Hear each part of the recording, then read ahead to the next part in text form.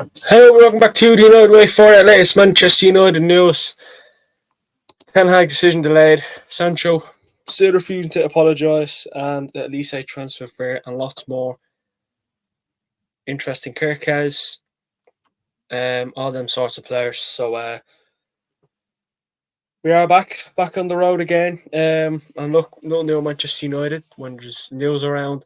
There's a lot of news. Obviously tomorrow there will be actually no news show, but I will do a pre-recorded video around something exciting, maybe our top five, centre back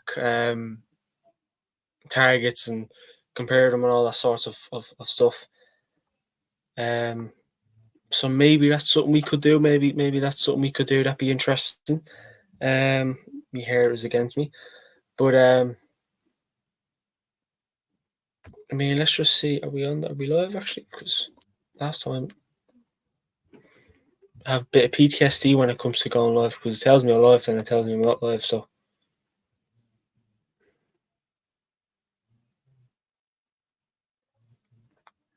Well,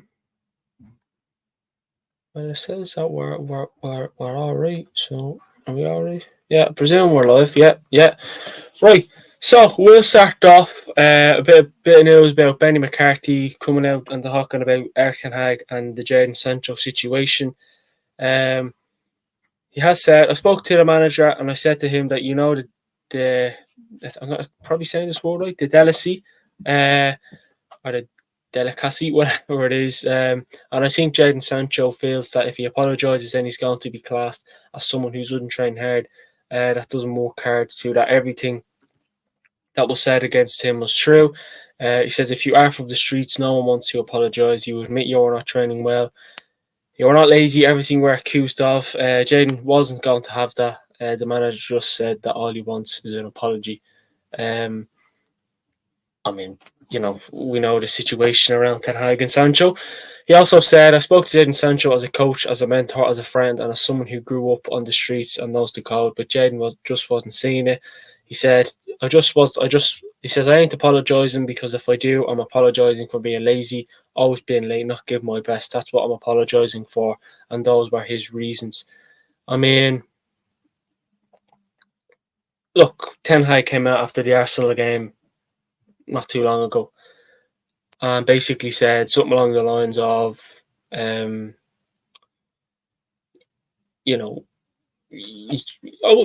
wouldn't say said it out. Something similar about basically not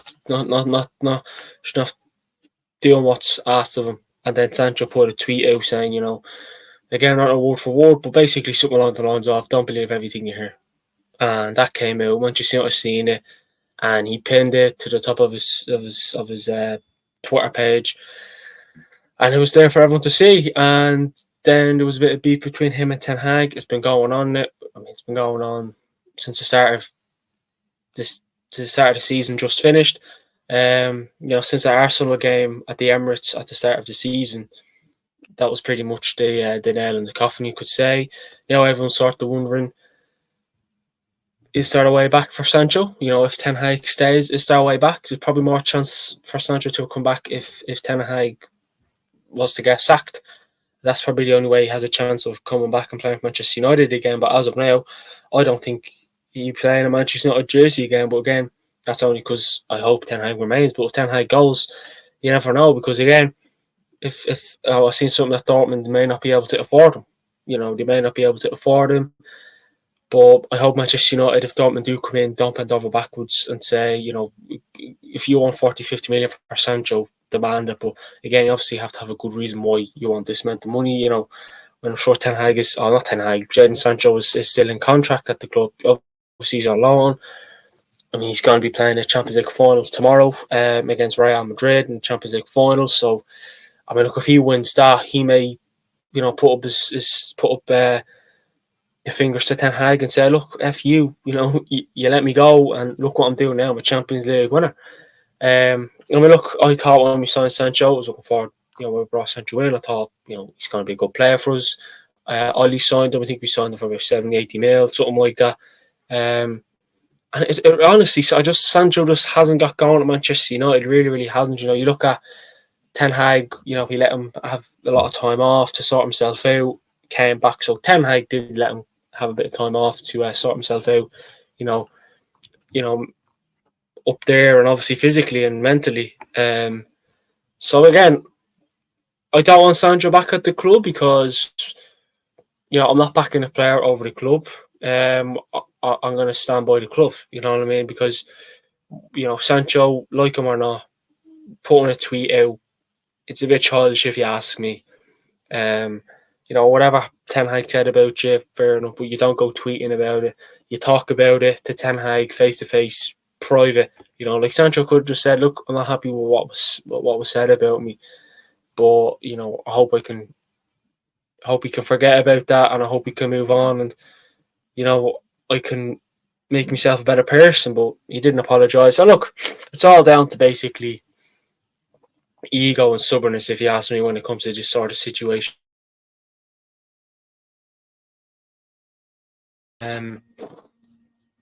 Sorry about that. I had to have a quick sneeze, so that's why I took myself on mute. But it is interesting because Sancho, since he went to Dortmund on that 6-month loan, he has smashed.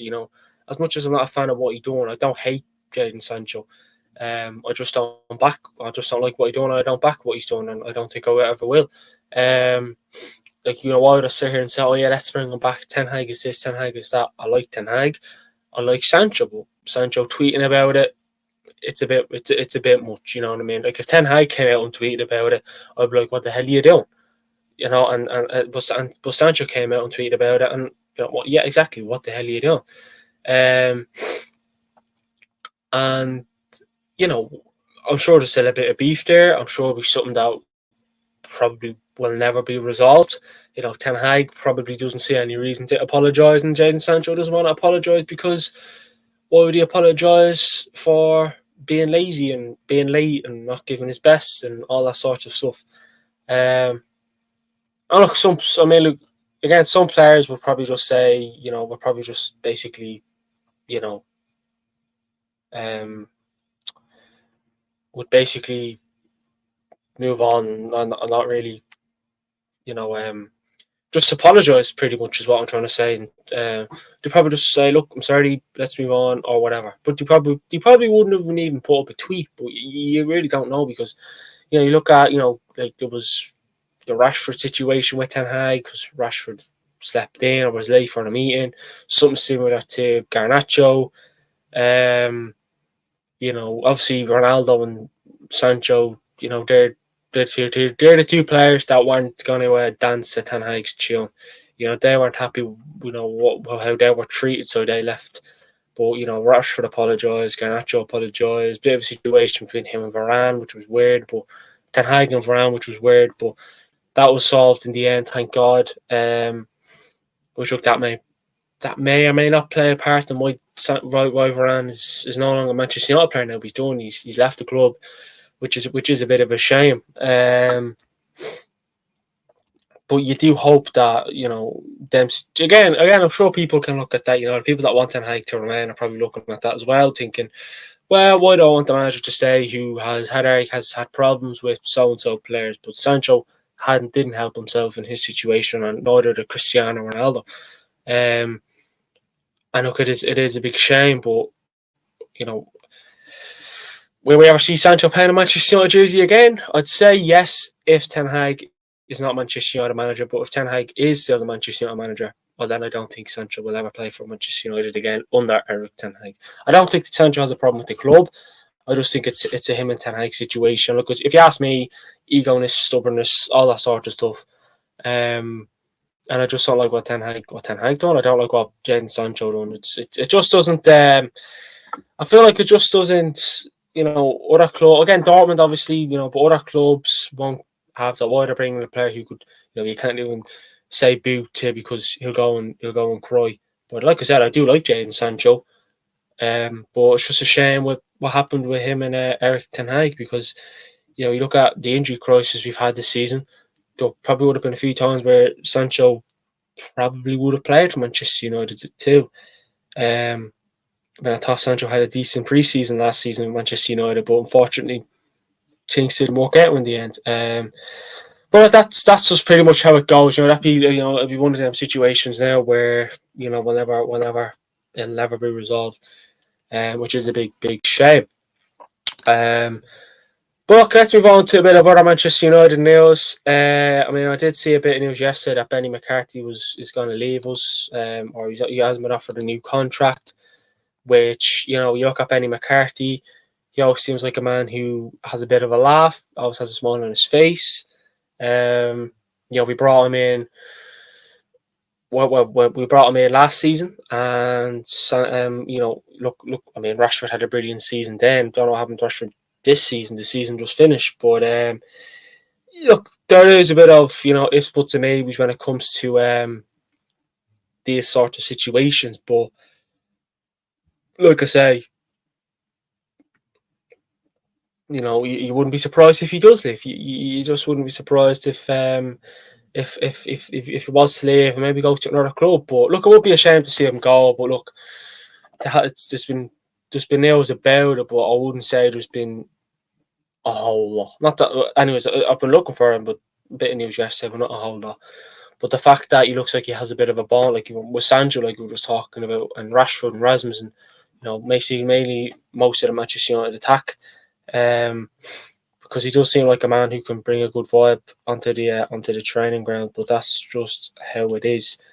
But look, I want to discuss Erik ten Hag actually, because there's a bit of news about him. Yesterday, Ben Jacobs came out and said, we should know Ineos' decision on ten Hag, either what you said, either today, which was yesterday. So we basically meant to know yesterday or today whether it's going to be a decision on ten Hag. Then Telegraph Duca came out not long after that and said Manchester United have taken their time over the future of Erik ten Hag and no decision is expected on the manager this week. The club wants to ensure they work through all considerations carefully before arriving at a decision.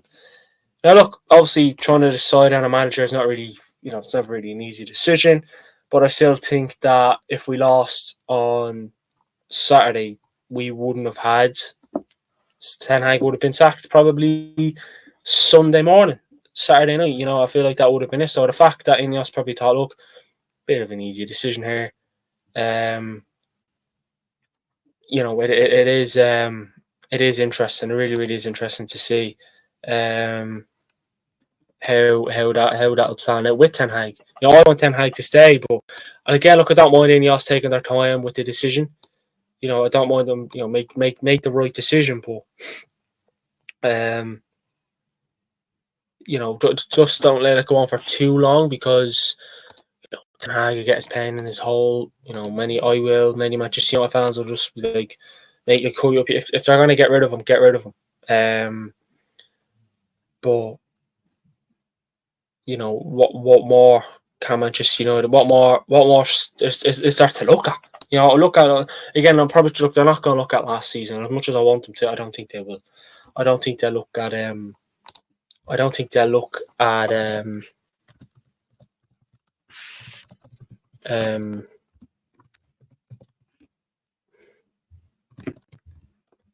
hold on.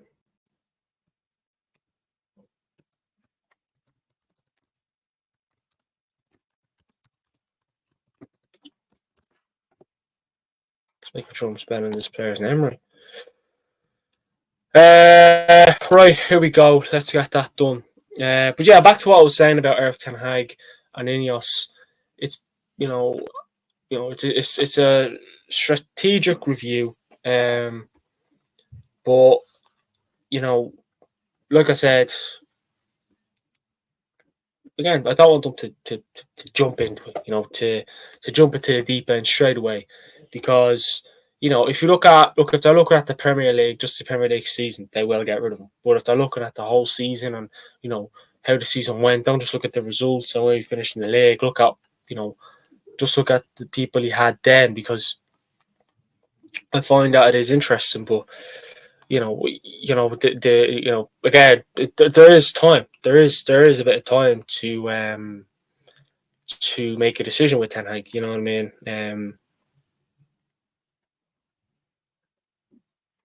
Punchpaint says many players could pause, and that delay could cost us not having a secured manager. I'm ten Hag in, and I believe we have our gaffer when he's got his army. We beat the elite teams.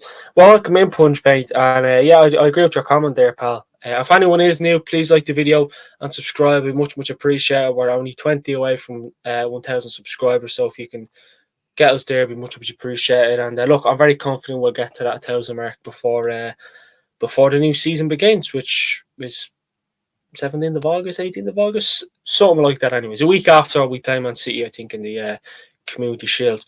But yeah, I mean, yeah, you look at the players there. Again, I read something yesterday on the new show we done yesterday that they'll ask some of the senior players, not ask, but a bit, their kind of views on what to do with, what they think of. I wouldn't say it's what they think, but something along the lines of, the senior players will probably have a part to play. But who's your senior players when you look at Manchester United? You have your Bruno Fernandes, your Bruno's, your Rashford's, your Casemiro's. He's probably going to hit the road to Saudi or whoever it may be. Them sort of players, Dallo maybe, Shaw, like most of the team really. They're all senior players, aren't they? So, but trying to find the bit of the ones who've been in the team a lot longer than your Mainus and Garnachos and all them sorts of young lads.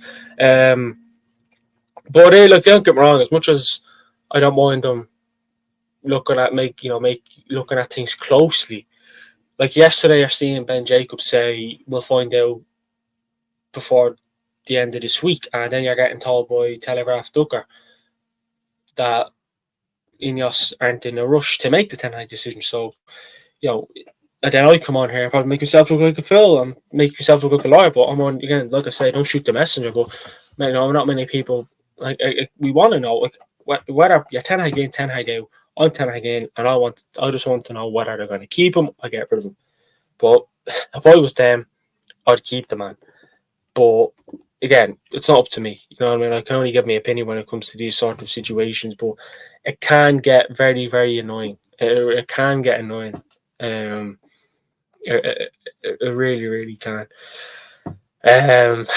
But yeah, it is going to be interesting to see what else happens with Ten Hag. I think he's on holidays, so I'd like to say next week. I'd like to say next week, but there will be no decision expected on Ten Hag this week.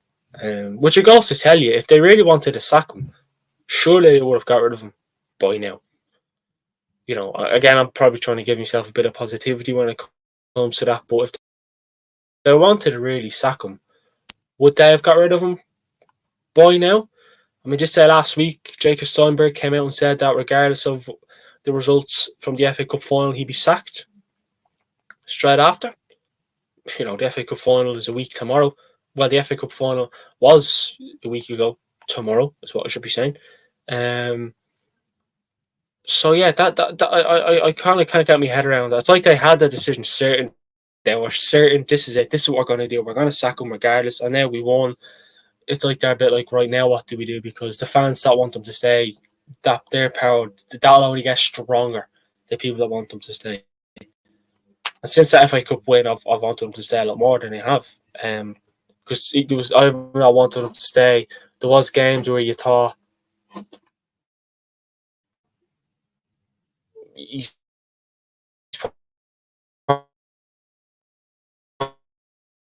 probably going to, I guess, can get annoying. I can admit it can get annoying.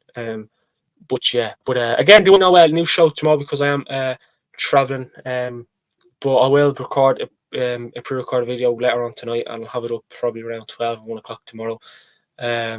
So convert that into your own time if you don't live in Ireland or England or any sorts of places like that.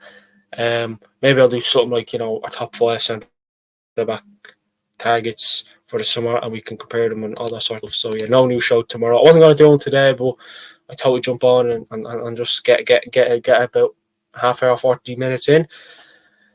But yeah, you do hope that the decision is made quick, because it's like I said, we're interested in players, but some of them players, the players probably don't just look at where Manchester United, they look at who's the manager here, what can he do, what benefit can I get from it all.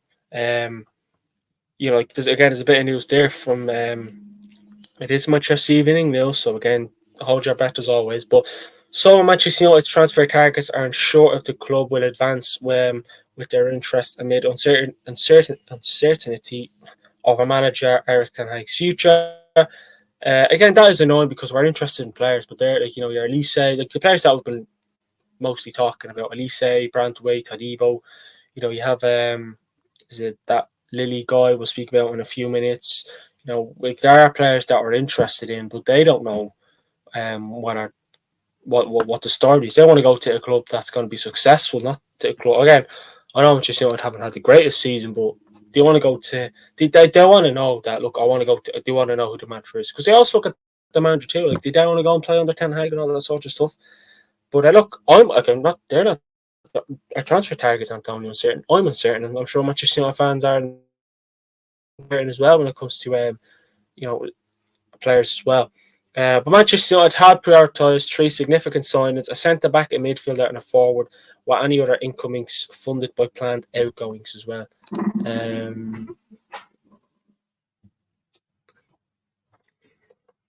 A centre-back is needed, no doubt. A midfielder, yeah, they're the 3 that I think, well, I definitely prioritise.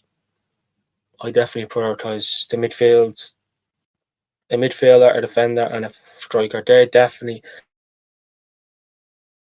the 3 I definitely prioritise when it comes to, if you had to ask me anyways. Punchman says it feels like he stays on a negotiating contract at the moment. Like, do you give him another year or do you sign a 3 to 5 year deal to see out the process? Yeah,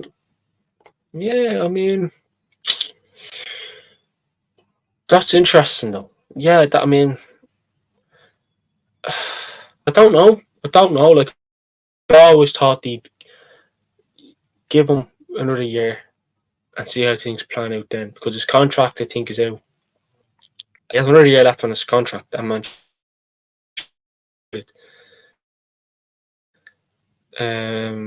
Yeah, I wouldn't be surprised if they keep him for another year, just see how things pan out, and then if things don't work out, well, then they'll probably get rid of him. But that is a fair comment as well. I hope they are negotiating contracts at the moment. I hope they are, but what I wouldn't mind, what I wouldn't mind just doing is giving him another year. But then, but then you look at Ten Hag. Would he rather stay another year and be walking on eggshells? Because if he does anything wrong, Ineos will take that in. I'm sure he would prefer to have another 3 to 5 year, 3 to 5 years. I wouldn't mind that. I'd love that, but another year I want to give him to see how things plan out. And does Ten Hag want that? Does he want to walk on eggshells, or does he want to be like, right, I'm here now, this is a project? Because Ten Hag said, before the cup final, that Ineos said that they want to, have me involved in their project. So I really don't know. I really don't know.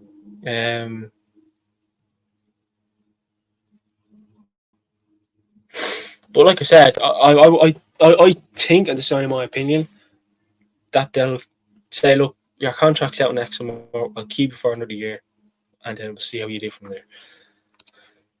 Daniel Green says, I get the feeling if Manu lost the final, he'd be gone already. Yeah, definitely. 100%. I agree with you. If we lost last Saturday, he would have been gone. Yeah, no, he would have been sacked. And that's a solid comment if you ask me. And welcome in Daniel Green as well. If you are anyone watching, please do subscribe. It'd be much appreciated, and like the video. What the hell is going on with me internet here? Hold on a sec. Oh, if I do glitch or look crap, well, what I mean by that is, if the stream is a bit all over the place, do let me know and I'll sort it. Because I'd rather have it sorted and look like a clown. Richard says he won't take another year. He will want backed, but there is a 1 year contract, 1 year extension clause in his contract. That's it. Look, it'd be interesting to see what. I'm sure Ten Hag would, when you hear him speaking in press conferences and post match interviews and all that sort of stuff, it seems like he really, really wants to stay at the club. And look, I'm sure he's a bit like the rest of us too. Am I staying? Am I going? What the hell? Because if he's gonna go, he could look elsewhere for another job. Well, see what's out there, see what teams could potentially come in for him, and then if he stays, well, then you can focus on Manchester United. Which look to stay, regardless of what what other people's opinions are. My opinion is I want him to stay. Just United. But like Daniel Green says, if he lost on last Saturday, he would have been out. He would have been out the door 100%. Punchbase says it costs us 10 million, so obviously you keep him, and if we had a bad start, he'll be gone by Christmas. Yeah, I mean, but that's it. I mean, are Ineos looking to save a bit of money by just saying, look, we'll extend you, we'll keep you for another year because obviously they're not going to say we don't really want to spend money by sacking you, so we'd rather just let you stay for another year. I don't think they'll say that, but you wouldn't be surprised if that's if that's not mentioned, but I doubt it will. But I want us to keep, not because of money side of things. Money side of things is the last thing I really think about. When it comes to when it comes to a manager. But if you do have a bad start, well then Christmas would probably be the way you'll go. Because if we're like we were, the season just finished, he'd be gone. But again, I'd like us to give him another year and see how things pan out. And if things don't work out and then they decide to sack him, I'll be like, right, you gave him another year, things didn't work out. Bit of a shame, but fair enough. But the manager market is a bit of a kick in the teeth. There's no one there that's good enough for this job. Everyone thinks Manchester United job is easy. Previous Manchester United manager said it's a tough job. And it's one of the reasons why I'm glad Kieran McKenna didn't take the job, because doing well at Ipswich and coming to the club, it can knock. I'm sure it can knock your confidence out as a manager when things just aren't going your way. But in fairness to Ten Hag, he's went through,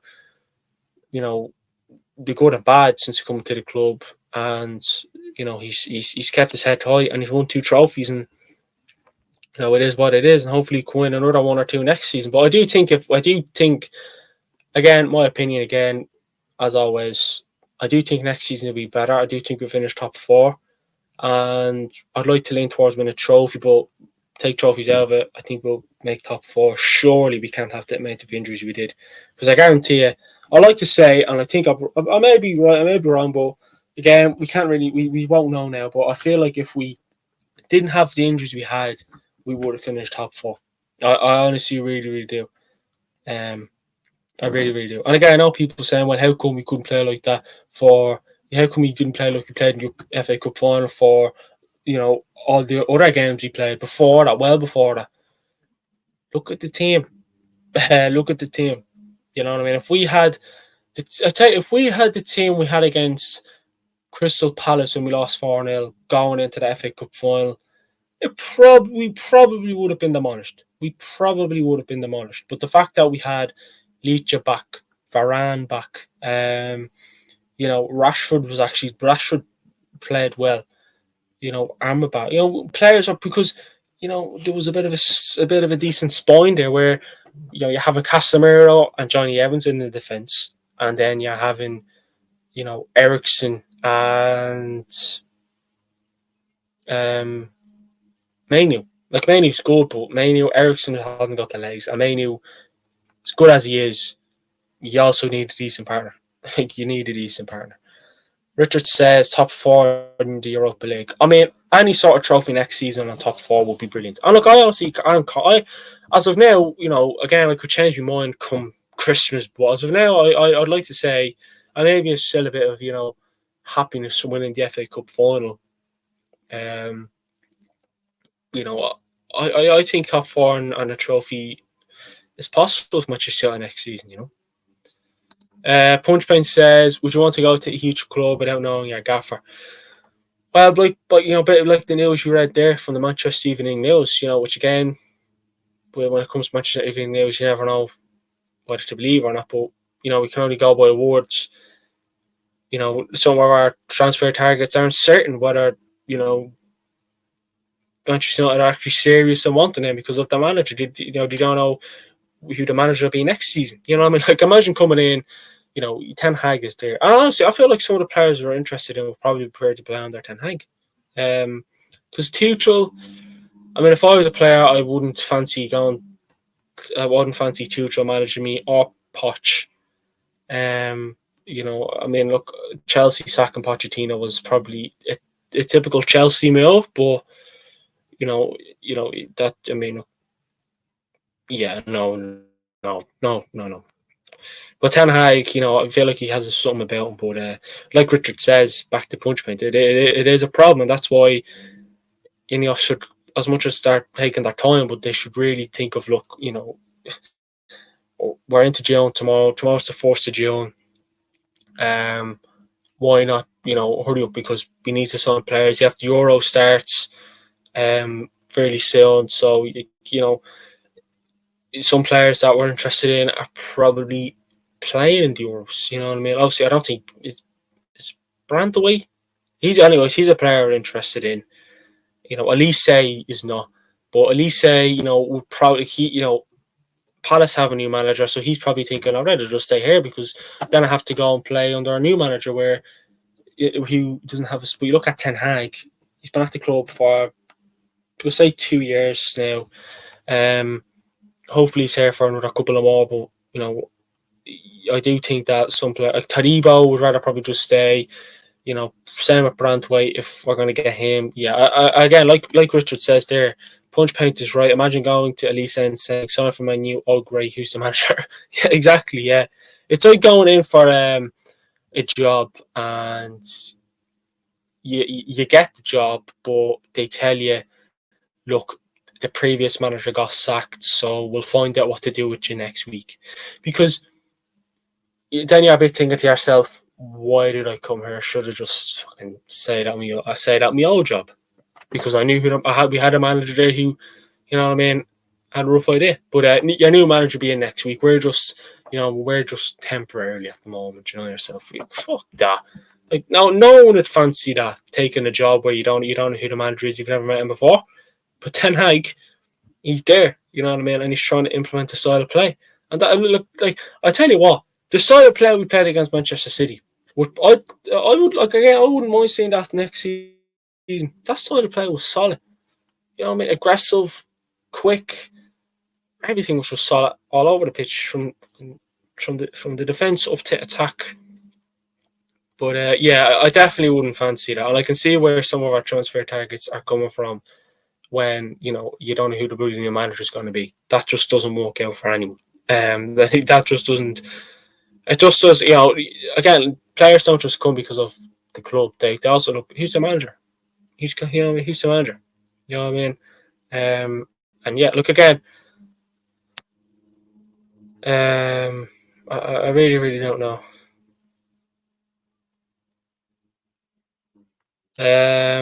I wouldn't play Ten Hag in chess, bro. Yeah, exactly. Yeah. You just don't know what to do. I'm trying to make sense of that. Richard says, sure, just retired and had no job and still get paid. Yeah, well, if you could retire, you can, but you can't. I mean, the players that were interested in, but yeah, I mean, yeah, if you could retire, yeah, but yeah, it is interesting. It is going to be interesting to see what happens. But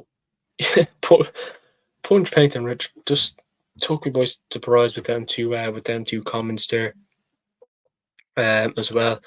But we'll move on because there's a bit more news to talk about. Not new Manchester United. Just a bit of a quick one. Arsenal physio Jordan Rees is set to join Manchester United. Final negotiations are taking place about his departure date, so he's someone else that could be coming in. We took one of their lads last year. I was literally just speaking about him yesterday, actually. Which, again, it will be his name. What the fuck is the bloody bloke's name? I literally just spoke about it. I spoke about him yesterday. I spoke about the man yesterday. Gary O'Driscoll is the name. So Jordan Rees coming in at Arsenal. He's the Arsenal physio, so hopefully he can do a job because look, we need physios. We need physios. So hopefully he can come in and do a good job. Fingers crossed. We seem to be robbing Arsenal with their when it comes to the medical department. So Manchester United are tracking Trevor Chalobah, but may not meet Chelsea's £25 million valuation of the centre back. Chelsea are understood to be prepared to listen to offers for homegrown talent Chalobah this summer.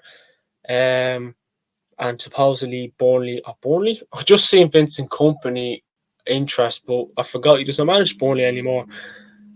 How he managed to get the Bourne job, we'll never know, and hopefully he fails. But supposedly Bayern are interested in him as well. And yeah, Chalobah. Look, why go for Chalobah when you could go for a free agent Adebayo and Todibo? You know, I don't know what I don't know what's going through Manchester United's heads. I don't know what's going through Manchester United's heads when it comes to players, but Richard says O'Driscoll, and I think United offered 18 million. Again, I mean, Chalobah would be like him. Maybe I'm sure he'd be a good backup. But yeah, I don't know. I really don't know. I really don't know.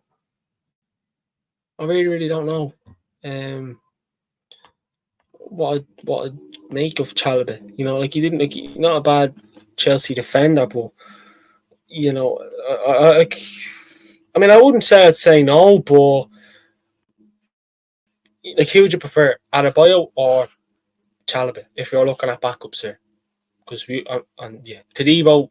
I mean, if it was Todibo and Chalobah, I know what it'd be. So that's what I'm asking: Adebayo or Chalobah to Manchester United. Who would you prefer? Because that'll be interesting to see what people what they prefer, because your opinion matters more than mine.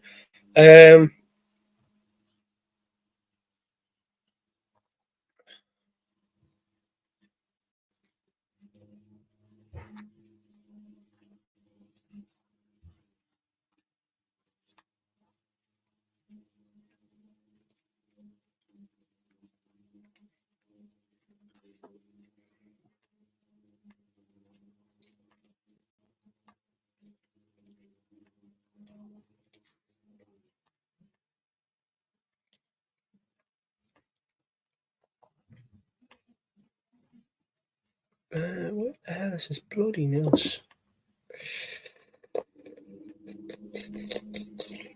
Richard says Tosin. Yeah, I mean, I'm not surprised by that, Richard Pal. Yeah, I'd probably prefer Adebayo as well, to be fair. But yeah, that'd be interesting what to say. We're also interested in this lad from Nice. Um, um, I had everything to discuss, but I can't find it now. For fuck's sake. Yeri something. Yeri something. For fuck's sake. Oh, it pisses me off. I had the news as well. I actually had the news right in front of me. Bloody eyes. Here we go. Thank fuck. I knew I'd find the news that I was looking for. Lenny Yoro, not Yono. Where did I get Yono from? Larry Yoro is a player come from the Muppeters that Manchester United are actively looking at. I mean, look, he's a young striker, young lad. We're also, again, just a quick one. Manchester United are close to striking an agreement to sign James Overy. United have offered the 16-year-old a scholarship deal, and the club are hopeful the youngster will decide to join the academy. I think I mentioned his name today, actually. when I was doing the show that Manchester United were interested in him. But look, at any Euro, I mean, he is, what is he? He's 18 years of age. He's a centre back, and his contract expires next summer. And he is a Frenchman, and he's worth 40 million according to transfer market. So, what do we think? Lenny Euro, Lily, 18 years of age. What are we thinking? What are we thinking? Euro, I wouldn't mind Euro. You know, he wouldn't be a decent adult. I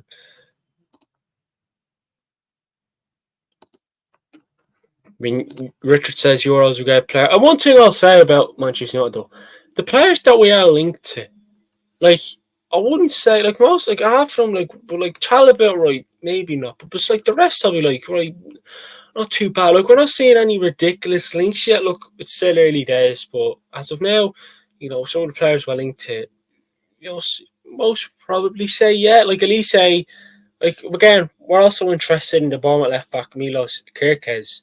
I mean, look, I feel like a left back actually would be needed. But again, last bit of news coming from the Academy Scoop. Manchester United,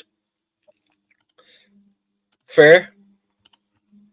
They could miss out on signing Michael Olise, with Chelsea growing increasingly confident of securing the Crystal Palace star's signature. Now, again, I think Chelsea went in from last summer. So again, they have a bit more experience, you know, knowing how to negotiate with Olise more than us, of course.